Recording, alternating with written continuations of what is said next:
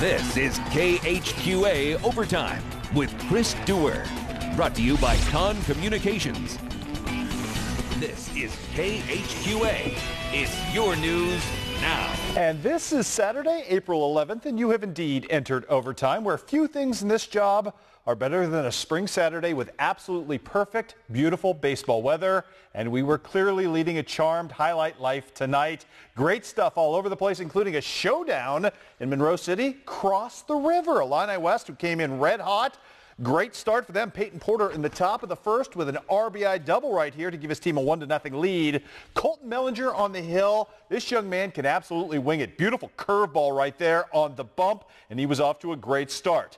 Second inning, IW trying to break a 1-1 tie. Gage Shively, though, as good a defensive catcher as there is in our area with his 7th putout thus far this season from behind the plate. Good stuff from him. Taylor Burt throwing well as well early, getting his team out of a second inning jam. But Mellinger just too strong in opposition in this one. You can't do much better than a one-hitter, and Mellinger was simply working all the magic. Here you get a bird's eye view of just how good that fastball was cutting in today. Bottom of the third, Mel then induces a 4-6-3 double play to get out of the only real jam he faced all day long. Again, we're tied up at 1. Monroe City, though, still hanging around. And again, it's Gage Shively stretching, looking, and playing the wind. I'll tell you what, if they had gold gloves in the Tri-State, that kid would deserve one. He's really good behind the plate. Top of the fourth, 3 IW runs break this thing open. Dusty Waddell with a sacrifice fly. There was also a run scored by a balk and a run scored via an error, so that makes it 4-1. Mellinger cruising with that lead, and he was in command and ready for the decision and looked like he was going to nail that down pretty nicely. And in fact, he would do that. Plenty more support to come, as it would be Kennedy Gooding touching one up right here for an RBI rip. Peyton Porter follows suit as well as Illini West gets it done in this ball game. 11 unanswered runs to win behind the one-hitter from Colton Mellinger. 12-1 your final in the first game, and then Daniel Harrell, who's quite a story in his own right and pitching very well today. 7 strikeouts in game number 2 as Illini West wins that one by the final count of 13-1. Let's pick it up. Pittsfield and Central going at it today over in beautiful Camp Point. Central down 3-1 in the 5th. Nathan Foote, the RBI machine, going to work it right here as 2 runs come home to score and tie this game up at 3 apiece. How about Austin Ator, though, pitching his way out of trouble in this one, getting some nice defense from his teammates behind him as well in a jam, but that wasn't going to last long. Good stuff from him right there. The pitch that he needed to get out of trouble. More to come in this one. Keaton Heineck, oh, nice pitch from him as well. We're still tied up at 3 apiece. A little bit later, we go to extra innings in this game. In fact, Ryan Harder with the RBI double would stake the Sockies to a 4-3 lead, but Central would answer big. First, Mr. Gage Shore would drive home in this one, Taylor Hyman, to tie the game up. And then again, it's Keaton doing it all today, playing the hero with a walk-off RBI as the Panthers get the job done in game number 2. 5-4 was your final in that ball game in favor of Camp Point.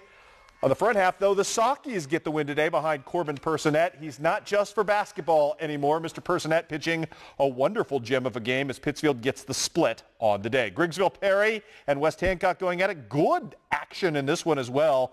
Game number 1 to Griggsville Perry. Caleb Bradshaw pitched well and, of course, left the yard. That kid seems to do it all. Game number 2, West Hancock comes back and wins by the final count of 5-4. Tough day for the Beardstown Tigers as they ran into a bit of buzzsaw today in South Fulton. Game number 1, 7-3. Game number 2, 7-6. So Beardstown is swept today. Bushnell West Prairie with a win today over Lewiston, 10-0. Your final on that one. Michael Purdy with 6 strikeouts in that ball game as well. We've also got Lewiston winning the other game 1-0 in the split. Havana and Rushville Industry in a split as well. Havana, the Ducks, take the first game 9-6. Despite the pitching efforts of Beck Harris. And in the second game, Rushville Industry breaks out and gets the win over the Ducks. Final count in that one was 11-1. Let's talk a little Missouri baseball today. Hannibal at home. The phenomenal Mr. Austin Kirby on the hill, the good doctor, working it and kind of getting a charmed strike zone there if you're asking me, but he'll take the strikeout, he'll take the knuckleball there. That was good stuff. He helped himself as well with a little support right here, lashing a single to right. That would set the table in the first to tie this ball game up on a wild pitch. I know it's not spectacular, but it seems to work for the Pirates at least to tie it up at that point. And then the Pirates would take at least temporary command in this game. Mr. Gunnar Golaher right here with a beautiful piece of hitting to set the table for Braden Hampton. Wow, down in the lineup, a little power. Hits it all the way to the wall, drives home a run, makes it 2-1 at that point. Tell you what, Marshall came all the way back. The Owls took the lead, but 3 runs in the bottom of the 7th. You talk about drama as the Hannibal Pirates get it done with the walk-off win down the stretch. Nice job by them. Final count in this one was 6-5 in favor of Hannibal. Elsewhere on the day at the Louisiana tournament, Clopton beats Louisiana 6-5. Louisiana, though, bounces back and beats Mark Twain 15-1. Scotland County, the Powerball continues. Scotland County beats up on Putnam County 12-2. Also 10-0 on Green City. Mr. Aaron Buford continues to do wonderful things. He had 8 strikeouts on the day there as well. Tough going today at the Madison tournament for Canton.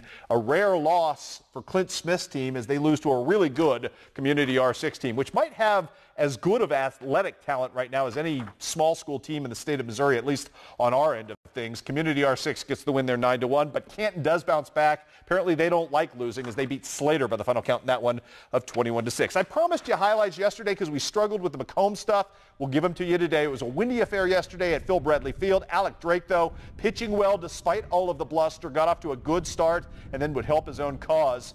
You know, you got to give Macomb credit for being clever. Took the ball the opposite way into that swirling wind, and Canton was powerless to stop that. Beautiful drop in right there for Mr. Alec Drake, and then Travis Osbury, who plays well for the KHQA cameras, again putting the ball in roughly the same spot. And the right fielder from Canton having some troubles. That, my friend, makes it 1-0, or check it, ties the game at 1 apiece, excuse me, as Macomb ties it, and then Paul Briney steps to the plate. He's going to do some work right here with a nice piece of hitting as well to give Macomb the lead for good as the Bombers won yesterday by the final count of 5-2. Let me check you in on all of today's college action. Kind of an interesting day of scores. Graceland and Culver Stockton in action today, and Graceland with a split against Culver Stockton. Jake Pott, big day for the Wildcats in game number 1. Graceland rebounds and wins by 3 in game number 2. Also on the docket today, check out HLG knocking off William Woods in the first game 10-6. That's an upset. Game number 2, nearly an upset and a sweep today for the Trojans. Edwin Dominguez hits a 2-run homer, not quite enough to get over the top. That would have been a huge win for HLG on the road over William Woods if they could have pulled off that sweep. Tough sledding today for Western Illinois, as you might expect against a really good Oral Roberts team today. Split today for Quincy University on the road at Rolla. Lose the first game 5-4. Second game, Dominic Miles, the pride of Quincy Notre Dame, shows out well in that victory with a couple of ribbies there. Big day for Paul Trenhill, the pride of Hannibal today. Huge day at the plate, hitting 5 hits in 2 games, 3 for 4 in the first game, which was a loss, and 2 for 4 in the second game with a ribby, which was a victory for Truman State. John Wood continued its tormenting today of Western Wisconsin Tech. That's not easy to say. Western Wisconsin Tech, though, bounced back after giving up 18 runs yesterday. They only gave up 6 in the first game and 9 in the second today. Zach Bailey, the Q&D product, with his first win. One set of scores you don't see there. I want to read for you now, if I can. Monmouth College today with a sweep over Knox College, 11-6 in the first game. I mentioned this because Austin Hardy, the pride of West Hancock, got the win on the day. Also 3 for 5 at the plate with a home run and 2 RBIs in that first game. Monmouth also beats Knox today by the final count of 9-2 in that one. Austin Hardy again with a ribby there. Nice to see the local kids doing so darn well. Well, after missing on a couple of really high-profile local basketball recruiting targets in Canton's Gabe McKenzie and Fort Madison's Miles Winsine, the Quincy University staff created some traction in its own backyard today, and some much-needed traction. Palmyra All-State point guard Trevor Meny announced via social media this morning that he was in fact pledging the Hawks, which is something he's talked about wanting to do for a couple of years now. And had he been a little taller, Trevor's peaks and valleys in the recruiting process probably would have been a little more conventional. But hey, QU is getting a player who averaged 25 points, 8 rebounds, and nearly 9 dimes per game on a 5-to-1 assist-to-turnover ratio. That's pretty darn good stuff.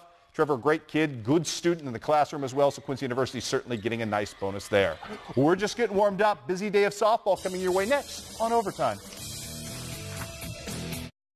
All roads lead to Burris hybrids for profit across all of your farm acres. Burris corn and soybeans have the technology in or on the seed to meet all of your farm's needs. As a leader in corn following corn testing, Burris products get the most out of your acres. And their Power Shield treated beans are tops for insect and disease protection. At Burris, more grain in the tank means more money in the bank for you. So for profitability, fence row to fence row, think the Burris family of products. The family who lives in this house, the couple building this one, and even in this house. They never give this a second thought because they all count on Peters and their geothermal heating and cooling system by water furnace. With savings up to 70% on utility bills and the federal tax credit, geothermal from Peters is a smart choice, no matter what your address. Find out about water furnace from the nation's #1 dealer. Peters Heating and Air Conditioning. Real people, steel people. When it comes to quality, reliability, and value, they just won't compromise. This season, upgrade to real quality and long-lasting performance. Upgrade to a steel trimmer. Prices start at just $129.99. Steel is America's #1 selling brand. See why so many are switching to steel at your local steel dealer. Find your dealer at steeldealers.com. Feeling pretty lucky. I was going to plant a tree right there till a neighbor stopped me and said I ought to make sure that there aren't any underground utility lines. Said I should call Missouri One Call, that the utility company would come out and mark their underground lines. So I called, and guess what? There's a gas line buried right along there. I had no idea. And to think, I almost didn't call. Call before you dig. It's free, it's the law, and it's just common sense. Molding young minds is serious work. That's why I keep this Subway Big Hot Pastrami Melt under wraps until that lunch bell rings. I just can't afford to be distracted by a layer upon layer of deliciously cured pastrami. So tender and perfectly seasoned. Ooh, and the spicy mustard and those crisp pickles. The Big Hot Pastrami Melt really is this teacher's pet. Okay, you better just put your away.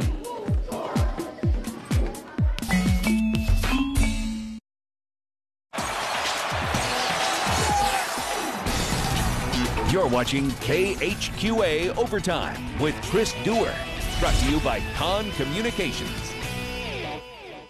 And welcome back to Overtime, everybody. Perhaps it wasn't the finish, Eric Orn envisioned when he took his team over to Beardstown to participate in the Loaded Lady Tiger tournament. But no doubt there's value in seeing great competition. And Quincy Notre Dame played its way back after a loss yesterday into the third-place game against Auburn. The Lady Raiders wasted little time getting on the board in this one. Jenny Pollock having a 4-for-4 day. She's a Division I hitter. You expect that as Kendra Gengenbacher comes home to score 1-0 Q&D. More to come from the Lady Raiders. Sawyer Whelan right here on the pass ball makes it 2-0.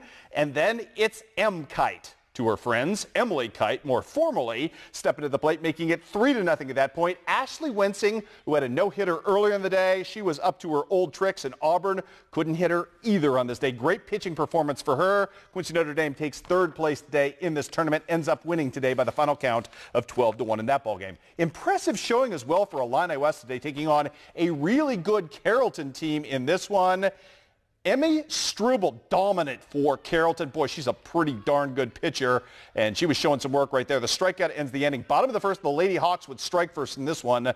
Madison Mountain, aptly named because that is a mountain-sized shot of a 2-run homer that stakes the Lady Hawks to a 2-0 lead. Nice defense, though, from IW to keep the score as is. Fly out to left. Check out the throw right here. That's an absolute cannon shot, and you, young lady, are out. Fourth inning, Carrollton tacks on 2 more in this game. Kenley Henson with an RBI single to make it 4-0 in favor of the Lady Hawks. If you're thinking IW is doomed, here they come, roaring to life. Shelby White, RBI single, throw gets away at first, and suddenly it's a 4-2 game. 7th inning. Last chance for IW, and Chloe Walker, who has been big in Beardstown, delivers again. RBI to score 2 more. We go all tied up at 4 to extra innings in the 9th inning, unfortunately for the Chargers. Great, resourceful, moxie-type comeback, but they end up losing on a walk-off 5-4. Disappointing end to what was a great effort for Coach Gronwald's team, but again, Illini West loses to Carrollton 5-4. Earlier in the day, Beardstown taking on Calhoun, and that means the Grace Ballman experience. Really interesting matchup. Beardstown hits the ball as well as anyone in our area. Grace Ballman, a Division I prospect as a pitcher. She was tough to hit. Beardstown holding their own through defense right there. Ilena Rollins right here. Beautiful tag to get her team out of a jam. Calhoun was up 5-0 at that point. Ballman, you give her a run, she's pretty much unbeatable. They were today. Calhoun beats Beardstown 5-0, was your final in that ball game. Other scores of the day for the 5th place game, Illini West bounces back, and that's a quality win over Beardstown. I mentioned the Lady Tigers hit the heck out of the softball. Illini West, though, beats them 10-5. Also today, Central and Macomb with a sweep today for the Central softball team, 8-6 in the first game over Macomb, 9-2 in the second. Also want to mention tough day for Quincy High at home, taking on United Township, losing by a combined score in the doubleheader of 31-0, 10-0 in the first game, 21-0 in the second. Let's do some soccer tonight. The Hannibal girls taking on the Marshall Owls. Not even 2 minutes in, Hannibal gets on the board. It was going to be that kind of night. Kendall Welch dribbles, creates, and this is what you call shot creation of the highest order. Beautiful stuff for her. Pirates up 1-0. 7:37 handball in the box. Paige Utterback. Oh, that's good because she's going to get a PK and she's going to start off a night that would see her net a hat trick. That was beautifully placed as well. Kendall Welch then making plays again just before the half. Little cross right here. Delora Whelan, who taps it in with 4 seconds left in the half to make it 3-0. 5 more goals in the second half. Macomb gets it done today. They end up winning to the Hannibal ends up winning to the Lady Pirates 8-0. Your final. I was getting a little ahead of myself. We'll get to Macomb in just a bit. Also today in soccer boys side of things, Burlington wins in penalty kicks over Holy Trinity today. 2-1 was your final there. On the college softball docket today, scores to pass along. Peru State and Culver Stockton split in the second game. The pride of Quincy Notre Dame, Bailey Gengenbacher with a home run, a 2-run shot, I believe. Big day for Hannibal LaGrange, going on the road to Stevens College and sweeping 5-4 and 22-4. Kayla Meyer with a 6-ribby day for her team in a winning effort. The John Wood softball team sweeps its way past Danville today 10-6 and as well 13-3 for wins there. Quincy University comes to life. Needed these games at home today, won both. And the Bats came to life in game number 1. Tiffany Harbison with 9 strikeouts today as Quincy University wins 10-6 over Rockhurst. And then in extra innings on a Rachel Scrum game-winning RBI, Quincy University wins 2-1 there to get the sweep as well. Speaking of Quincy University, they are your communication connection provider for the second time in the month of April. And this, my friends, it doesn't get much better than Bryn Martinez. Full extension, beautiful stretch by the shortstop, a thing of absolute beauty. Your second nominee of the month. It's all Quincy so far at this point, as we also had a phenomenal offering from Mr. Justin Tallman, who hit a home run against Palmyra that actually hit spectators and sort of cleared things out. So 2 nominees early on in the month of April from the Gem City. We'll certainly have more of those coming in the next 2 weeks. And then your chance to vote for your pick for the winner coming up at the end of the month. And simply by voting, you give yourselves a chance to win a prize package from Con Communication. Coming up next right here on